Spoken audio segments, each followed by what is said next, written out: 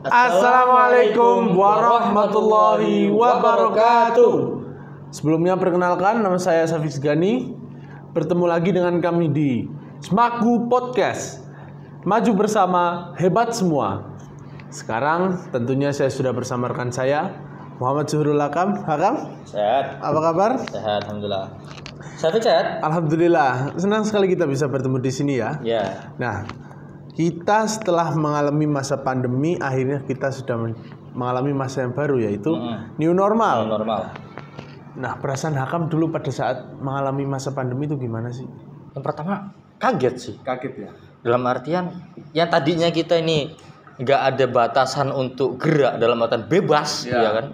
Nah, kemudian waktu ada pandemi menyerang, itu kayak ada yang apa sih? Ada mengganjal gitu loh. Ketika kita sudah terbiasa dengan kebebasan, lalu kita di stop untuk apa ya? Di jarak ya, melakukan aktivitas dan di jarak, itu rasanya memang kaget banget ya. Nah, terus ketika saya masih di rumah pada saat itu, saya pun kaget ketika ada berita bahwa ada COVID-19. Pertama saya dengar ada di daerah Depok sana, itu baru terjangkit 2 orang. Dalam waktu 2 minggu langsung gebrak 300 orang. Memang itu hal yang waktu itu saya dengar, waktu kan lagi di sekolah nih, waktu semester pertama itu awal tahun 2020. Nah, itu guru saya ngomong gini, ini ada virus baru dari Cina, ini varian baru, namanya virus corona, ya kan. Nah, ini menyebarnya lewat udara. Waktu itu kan bertanya seperti itu, ya kan. Nah, saya tidak langsung, kita di Indonesia, di sana Cina, ya kan. Sedangkan Cina di sana gitu kan. Nah, itu kayak mustahil sih bakal datang ke sini, ya kan. Nah, kok tiba-tiba awal Februari kalau nggak salah. Awal Februari betul. Nah, di Depok atau di mana yang? Iya, Depok betul. Depok. Kok sudah sampai Indonesia? Ya, sampai Indonesia. Yang pertama terjangkit 2 orang itu. Dia kan apa kan gitu? Keren gitu rasanya. Dan ternyata virus corona ini memang menjangkitnya itu memang dengan cara cepat.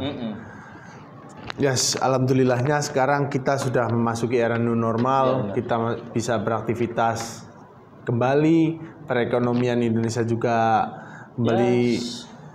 Lambat laun bisa pulih lah ya. Betul. Nah, sebelum kita membahas hal-hal yang lebih lanjut, tema yang kita akan bahas pada hari ini itu adalah pendidikan di era new normal. Nah, sebelum kita membahas new normal lebih lanjutnya lagi nih ya, apa sih new normal itu? Jadi new normal itu adalah suatu kebijakan, menurut saya nih, yang saya tahu adalah suatu kebijakan membuka kembali aktivitas ekonomi, sosial, dan kegiatan-kegiatan publik lainnya secara terbatas dengan menggunakan protokol kesehatan tentunya, ya kan. Dan menurut saya ini juga upaya pemerintah untuk menyelamatkan warga negara, dan salah satunya untuk menyelamatkan ekonomi Indonesia untuk tidak terpuruk ibaratnya, resesi. Bahkan menurut Mendikbud pun akan terjadi perubahan besar pada 2 sektor sosial usai pandemi ini, yaitu pendidikan dan kesehatan. Menurut Hakam nih, gimana sih contoh perubahan pada 2 sektor tersebut itu gimana? Yang saya alami sendiri nih waktu di pendidikan, contohnya kayak awal-awal kita daring itu kan. Sumpah saya nggak masuk tuh materi ke dalam itu. Dan saya juga pernah survei kepada kawan-kawan saya. Waktu itu saya survei satu persatu. Saya tanya pada mereka, gimana daring gitu kan. Terus jawabannya apa? Geleng kepala dia. Dalam artian capek. Dan juga nggak masuk. Bahkan 90% pembelajaran daring itu gagal. Karena apa? Karena siswa banyak yang mengabaikan atau melalaikan tugas mereka. Mereka mendapat notif dari guru, dilalaikan. Ada notif untuk merangkum atau dan lain sebagainya, itu diabaikan oleh mereka. Jadi 90% pembelajaran daring itu divonis gagal. Sudah harus divonis gagal berarti. Divonis gagal. Nah, menurut Hakam lagi nih ya, tata cara atau metode penerapan pendidikan era new normal gimana sih? Ya, metodenya dengan seumpama nih 1 hari itu kan kita sekolah nih. Ya. Waktu belajar kan dari jam 7 hingga jam 1 ya kan di sekolah kita. Ya, betul. Nah, itu sekarang waktu new normal, alhamdulillah bisa masuk kembali, bisa tatap muka kembali. Nah, itu dibagi 2 shift. Yang shift pertama dari jam 7 hingga jam setengah 10. Nah, kemudian yang shift kedua jam 10 hingga jam 1. Biar apa? Biar tidak tabrakan antara shift pertama dan shift kedua dan tidak terjadi kerumunan. Nah, itu loh. Betul. Nah, jadi paham ya? Iya, paham. Dan sekarang satu kelas pun dibatasi 20 sampai 25 orang agar tidak berjubel dan ada jarak di antara bangku satu dan bangku yang lain. Benar. Nah, terus SMA Queen kita, SMA Queen Al-Falah sekarang juga sudah menciptakan lingkungan bebas COVID-19 dengan contoh kita berangkat dari pondok pesantren menuju ke sekolah itu menerapkan protokol kesehatan. Yang pertama menggunakan masker.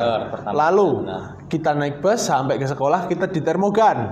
Di gerbang itu kita di termogan. Habis itu setelah di termogan kita diberi hand sanitizer.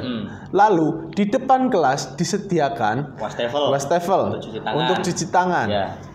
Itu adalah salah satu contoh penerapan lingkungan bebas COVID-19 yang menurut saya sudah bagus.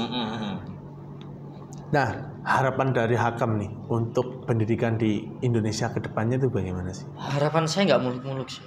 Cukup generasi yang akan datang ini nggak merasakan apa yang kita rasakan saat ini. Maksudnya waktu kita daring susah Pak. Dalam arti saya punya kawan, saya jadi cerita. Jadi kawan saya ini rumahnya daerah pelosok. Ya kemudian ya saya juga kan berasal dari daerah tersebut ya kan. Jadi kawan saya itu kalau umpamanya mau belajar mau daring untuk mengakses internet, untuk mendapatkan internet. Oh ya, sinyalnya susah ya. Susah, manjat pohon kalau enggak naik gunung. Wah. Kan kasihan kan gitu. Kasihan. Jadi terhambatnya pendidikan, terhambatnya pembelajaran itu dikarenakan sinyal ya kan. Sinyal salah satu kalau daring ya. Dan itu waktu itu saya juga melihat handphone kawan saya. Wah, ini speknya kurang memadai untuk melakukan pendidikan. Dan sedangkan memakai handphone. File-file juga itu kan banyak. PDF dan lain sebagainya ke Classroom. Bahkan kita juga menggunakan cam scanner untuk menyeken tugas-tugas kita dan dikirimkan pada guru.